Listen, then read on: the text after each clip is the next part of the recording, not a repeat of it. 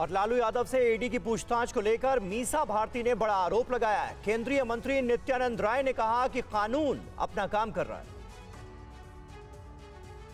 कल सरकार गई है और आज उनको बुलाया गया है पूछताछ के लिए, और पूरे देश के लोग और स्पेशली बिहार के लोग सब लोग जानते हैं कि लालू जी की तबीयत ठीक नहीं है, किडनी ट्रांसप्लांट हुआ है, बहुत सारी बीमारियों से ग्रसित हैं, और सबसे बड़ा तो एज फैक्टर है, उनको उठने बैठने में भी प्रॉब्लम होती है, किसी की हेल्प की जरूरत होती है।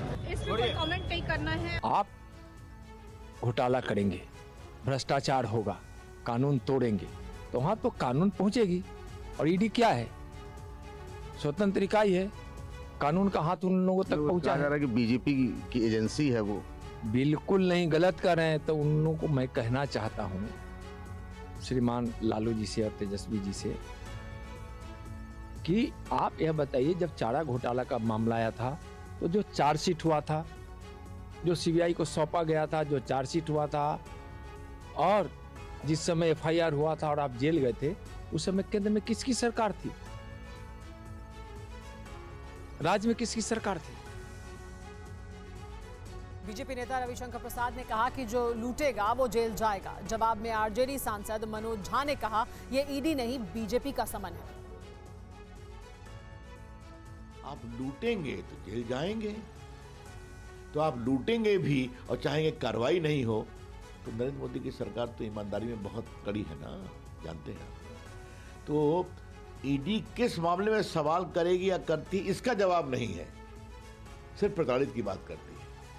आपने नौकरी के बदले जमीन ली, क्या जवाब इसका देना है ना, इसका जवाब नहीं देंगे। अपने समाज के लोगों से भी जमीन ली, तो जवाब इसका देना पड़ेगा, इसका जवाब तो नहीं है, तो ईडी सवाल तो पूछेगी ना। ईडी का समन नहीं है साहब, ये बीजेपी का समन है। बीजेपी का काम नहीं बन पा रहा है।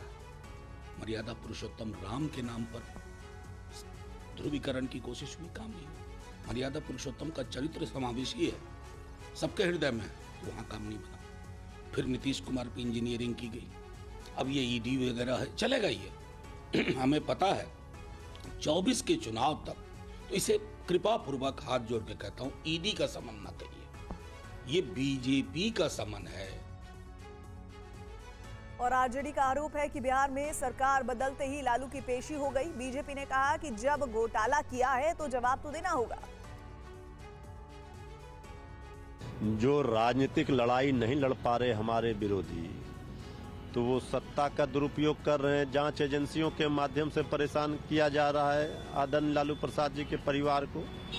तो सारे चीजों का जवाब दिया जाएगा और जनता की अदालत में तो सब कुछ का फैसला होगा ही।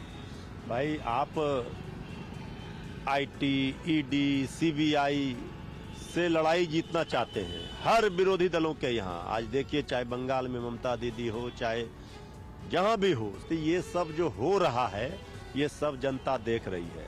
ये भ्रष्टाचारी लोग हैं, भ्रष्टाचार इनके लिए गहना है।